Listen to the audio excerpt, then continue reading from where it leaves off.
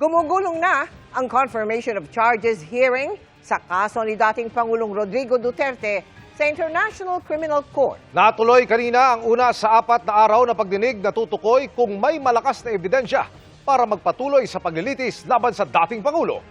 Dahil pinagbigyan ng kanyang petisyon ay hindi humarap sa pagdinig si Duterte, pero naroon ang kanyang abogadong si Nicholas Kaufman. At mula sa The Hague, Netherlands, nakatutok live si Maris Umali. Maris.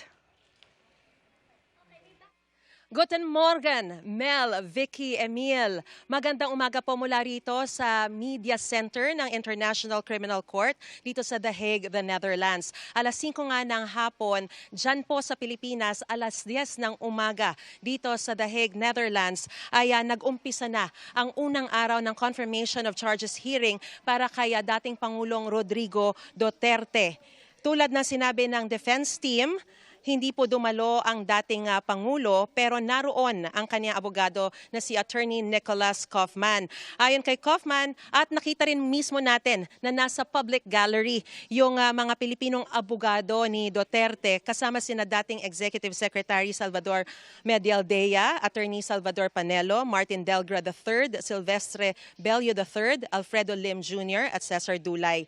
Sa simula po ng pagdinig, nagbilin si Judge Julia Motok. Kailangan daw respetuhin ang itinakdang oras para magsalita ang lahat ng panig. Kailangan concise ang kanilang mga paglalahad at hindi dapat paulit-ulit. Iwasan ang pagbanggit ng mga pangalan ng mga biktima o witnesses at gamitin lamang ang kanilang code. Ito ay gagawin sa open session pero maaaring humingi ng private session kung kailangan para maiwasan ang pagsapubliko ng confidential information. Binasa po sa session ang akusasyon laban kay Duterte na crimes against humanity of murder and attempted murder. Si Duterte ay inaakusahang bilang indirect co-perpetrator mula November 2011 hanggang March 2019 ng pagsasagawa ng common plan laban sa mga kriminal.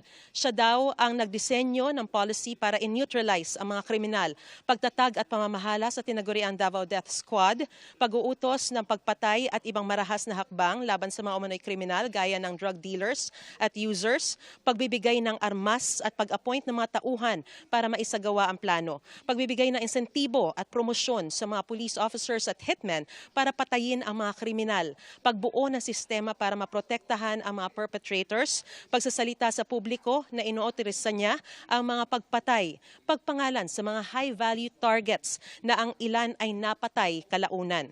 Sa opening statement po ng prosekusyon, tinukoy ng prosecutor ang mga pahayag ni Duterte noong kampanya para sa pagkapangulo na kapag nahalal siya bilang Pangulo, uutusan daw niya ang militar at ang pulisya na paghahanapin niya ang mga drug lords at ipapapatay sila.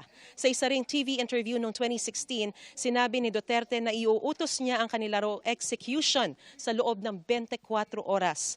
Nang maging Pangulo, pinangalanan niya sa publiko ang mga umunoy illegal drug trader. Nagbigay din siya ng shoot-to-kill order at nilista bilang accomplishment ang listahan ng mga napatay. Sabi pa nila may operational control si Duterte sa mga nagpapatupad ng common plan sa buong bansa. May kapangyarihan siyang pigilan o suspindihin ang kanilang operasyon kung gustuhin niya. Sa katunayan, 2 beses niya itong ginawa at nang mangyari ito, bumaba ng husto ang bilang ng mga patayan. Narito po, pakinggan natin ang ilang bahagi ng pagdinig. Overall, Duterte's so-called war on drugs resulted in the killings of thousands of civilians from the 1st of November 2011 to the 16th of March 2019. And many of these victims were children. The victim of extrajudicial killing charge in this case were brutally murdered, some after having been abducted and mistreated. Unlike Mr. Duterte, who is represented by his counsel here today, they were deprived of any form of due process.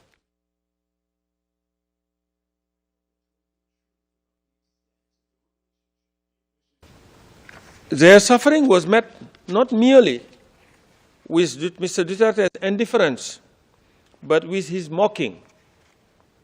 In a 25 July 2016 speech he expressly made fun of the iconic photograph portraying the partner of an extrajudicial killing victim cradling his body, which now visible on our screen. While the specific incident portrayed in this photograph is not charged in this case, Mr. Duterte's comment on it is demonstrative of his attitude towards the victims. In reference to this photo, Mr. Duterte, this is what he said. Those of you who are still sober, those who haven't tried illegal drugs, if you don't want to die or get hurt, don't rely on the priest, including human rights advocate. They won't be able to prevent death. So, don't do it.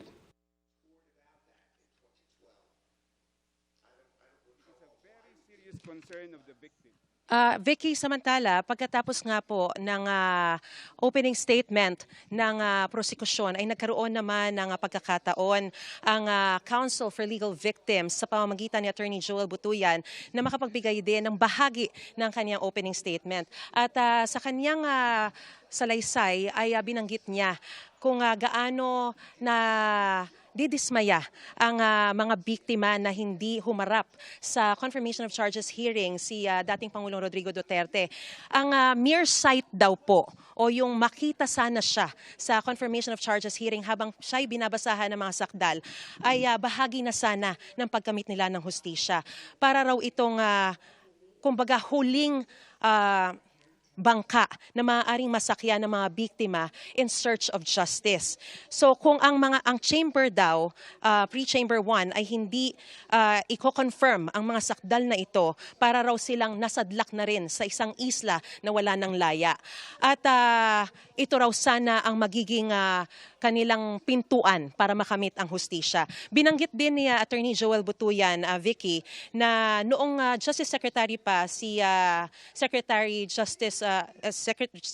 of Justice Remulla, Jesus Crispin Remulla, na ngayon ombudsman na, siya na raw mismo ang nagsabi na napakahirap daw talagang patunayan ang mga kaso sa Pilipinas dahil kumbaga yung mga nasa power o nasa gobyerno ay mga taga-suporte rin mismo ng dating Pangulo. Kaya mismo ang sinabi ni Attorney Joel Butuyan, and let me quote, "There is absolutely no hope to reach domestic justice in the Philippines." Kaya raw nakarating sa International Criminal Court itong mga kasong ito.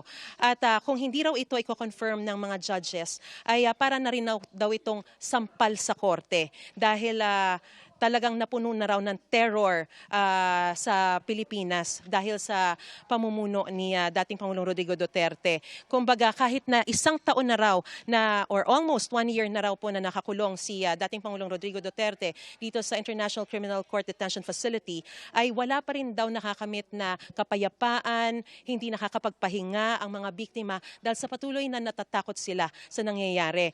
So let me just quote, "It has become a cancer that has metastasized daw." Yung mga disciples di umano ni dating Pangulong Duterte ay talagang naging bloodthirsty at para na raw siya nagkaroon ng mga clones. So sa panghuli, bago tayo magtapos, Vicky, sinabi rin niya na yung mismong anak ng dating Pangulo ay ang Vice President mismo ng ng Pilipinas, and she has just declared her presidency for 2028. At yung iba pa niyang mga anak ay nasa gobyerno rin. So eksaktong 11 ay tumigil at nag-break itong pagdinig, kaya na-cut short muna ang opening statement ni Attorney Joel Butuyan. Pero Vicky, mamaya pagkatapos ng 30 minutes na break ay magpapatuloy si Attorney Joel Butuyan sa pagbibigay niya ng kanyang opening statement. So magbibigay pa tayo ng mga karagdagang detalye dahil by 11:30 or now ay nagsisimula na ulit o nag-resume na ulit ang sesyon doon sa korte. So yan muna ang pinakasariwang balita mula pa rin dito sa International Criminal Court. Balik sa iyo, Vicky. Aantabayan na natin, Mariz, yung iba pong pang update. Maraming salamat sa iyo, Mariz Umali.